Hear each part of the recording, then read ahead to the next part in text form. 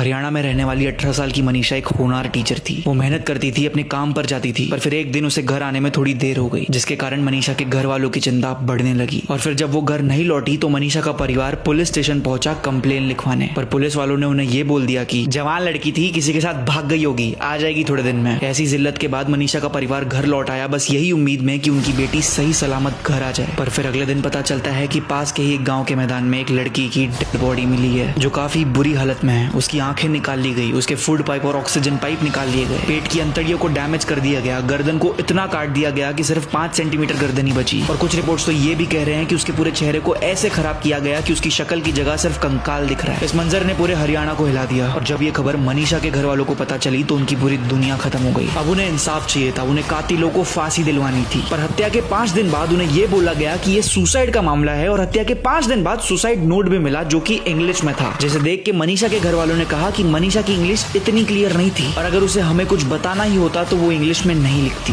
मनीषा के बैग में एक कीटनाशक दवा भी मिली, जिसे दिखा के पुलिस का कहना था कि ये सुसाइड केस है। पर मनीषा के घर वालों ने ये बात नहीं मानी और अंतिम संस्कार करने से मना कर दिया। लोगों का गुस्सा बढ़ने लगा, लोगों ने सोशल मीडिया पर आवाज उठाना शुरू किया। पर भिवानी पुलिस ने 10 सोशल मीडिया अकाउंट्स पर FIR लॉन्च कर दी, क्योंकि उनके अकॉर्डिंग रेप और एसिड अटैक ना होने के बावजूद भी ये चीजें उन क्रिएटर्स के द्वारा बोली जा रही थी। हो ना हो, इस केस में किसी बड़े इंसान का हाथ है, इसीलिए इस केस की गंभीरता देखते हुए अब ये केस CBI को दे दिया गया है और 5 पुलिस वालों को सस्पेंड भी कर दिया गया है। अगर आप ध्यान से सोचो तो ये पूरी घटना शॉकिंग नहीं है। असल में शॉकिंग ये बात है कि ये वीडियो देखते दौरान भी आपको शायद उतना शॉक महसूस नहीं हो रहा है, क्योंकि हमारे देश में रेप और औरतों के अगेंस्ट हिंसा की खबरें अब रोज की बात हो गई है। आपको समझ में आ रहा है कि आपके अगल बगल की दुनिया कैसी बन गई है। मनीषा के घर वालों ने अगर अंतिम संस्कार कर भी दिया तो मनीषा की आत्मा को शांति नहीं मिलेगी, क्योंकि उसे पता है कि उसके देशवासियों के लिए उसकी घटना सिर्फ कुछ दिनों का हॉट टॉपिक है, जिसे स्टोरी पे डालकर थोड़े दिनों में सब भूल जाएंगे। तो अब आप ही बताइए, क्या इस देश में मनीषा के हत्यारों को सजा मिलेगी?